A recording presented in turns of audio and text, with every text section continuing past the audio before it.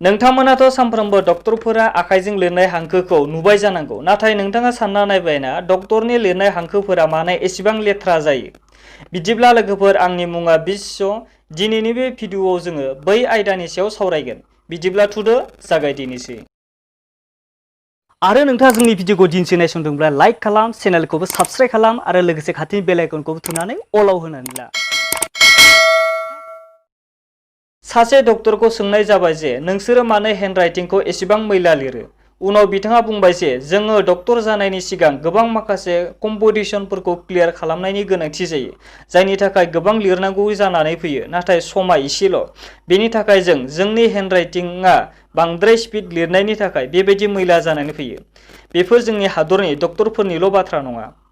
MCI एबा medical council of इन्डियानि मथेब्ला साफ्रोमबो डक्टरानो डिस्क्रिप्शनाव capital letter लिरनाया गोनांथार, नाथाय आथिखालनि डक्टरफोरा बे रुलखौ फल' खालामा।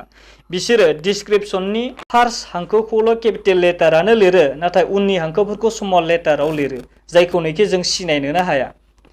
दा जों सावरायगोन डक्टरफोराथ' हांखोखौ जोबोर लेथ्राखौनो लिरो, नाथाय बिसोर केमिस्ट्रि बिथांमोना एबा फार्मासियाव थांनानै मुलि नायनानै हरग्राफोरा बैफोरखौ माबोरै सिनायो? बेनि गिबि जाहोना जादों बियो बै डक्टरा लिरनाय हांखोफोरखौ मोजाङै सिनाया, खालि बियो आन्दासै नायसो। बेनो जाथावगौ सानना, आरो बियो नोंखौ सोंगोन जे नों मा जादों, मानि थाखाय मुलि लायनो थांदों। सापस हमबाय नों बिगुरनि एबा स्किननि माबाफोर बेमार जादों, अब्ला बियो स्लिपखौ नायना सोंगोन जे गावनि साननायखौ नंगौना नङा थि खालामनो थाखाय बिगुरनि माबाफोर प्रब्लेम जादोंना होननानै।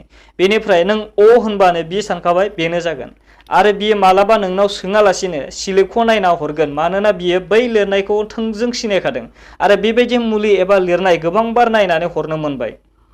आरो फार्मासिफोरा जायगानि सरकारि डक्टरनाव सोंखायो जे सारआ बबे कम्पानिनि मुलिफोरखौ लिरनानै होयो होनना। बिदिनो डक्टरफोरा जाय कम्पानिफोरनि मुंखौ मख'यो बैफोर कम्पानिनि मुलिखौनो बैसोर फार्मासिफोरा लाबोयो।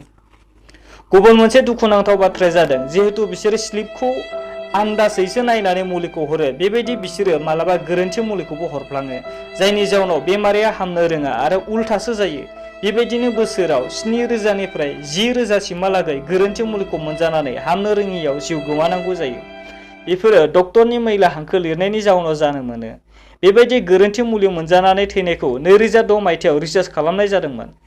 थिग बेबायदिनो नोंथाङा दिनैनि बे भिडिअआव डक्टरफोरनि लिरनाय हांखोफोरा मानो मैला जायो बेखौ मिन्थिबाय, आरो माफोर सोंनो गोसो जादोंब्ला कमेन्ट्सआव थांनानै सोंहरनो हागोन।